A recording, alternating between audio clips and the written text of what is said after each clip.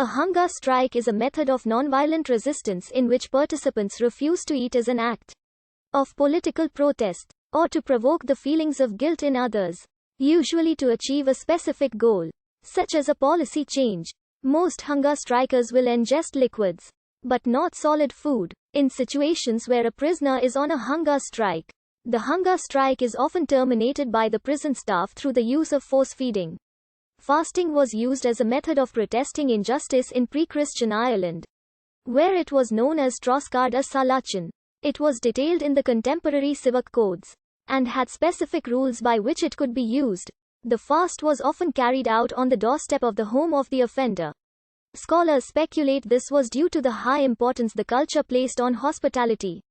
Allowing a person to die at one's doorstep, for a wrong of which one was accused, was considered a great dishonor. Others say that the practice was to fast for one whole night. As there is no evidence of people fasting to death in pre-Christian Ireland, the fasts were primarily undertaken to recover debts or get justice for a perceived wrong. There are legends of Saint Patrick, the patron saint of Ireland, using the hunger strike as well.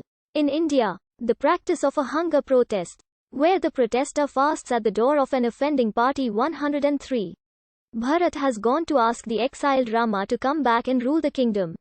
Bharat tries many arguments, none of which work, at which point he decides to engage in a hunger strike.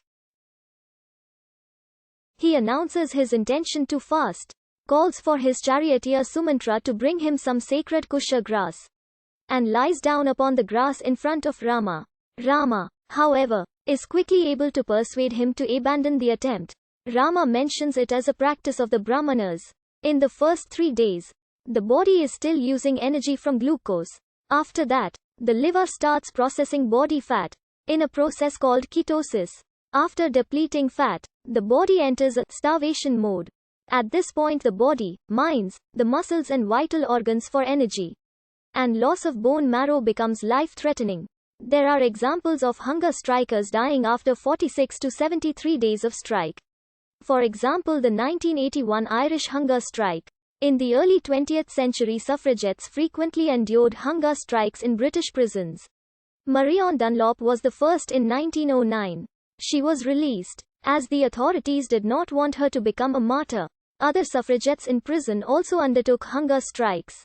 The prison authorities subjected them to force feeding, which the suffragettes categorized as a form of torture. Emmeline Pankhurst's sister Mary Clark died shortly after being force-fed in prison.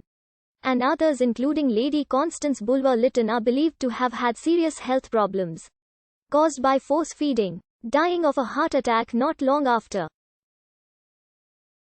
William Ball, a working-class supporter of women's suffrage, was the subject of a pamphlet torture in an English prison, not only due to the effects of force feeding, but a cruel separation from family contact and mental health deterioration, secret transfer to a lunatic asylum, and needed lifelong mental institutional care. In 1913, the Prisoners Act 1913 changed policy. Hunger strikes were tolerated, but prisoners were released when they became sick. When they had recovered, the suffragettes were taken back to prison to finish their sentences. About 100 women received medals for hunger striking or enduring force feeding. Like their British counterparts, American suffragettes also used this method of political protest a few years prior to the passage of the 19th Amendment to the United States Constitution. A group of American suffragettes led by Alice Paul engaged in a hunger strike and endured forced feedings while incarcerated at the Occoquan workhouse in Virginia.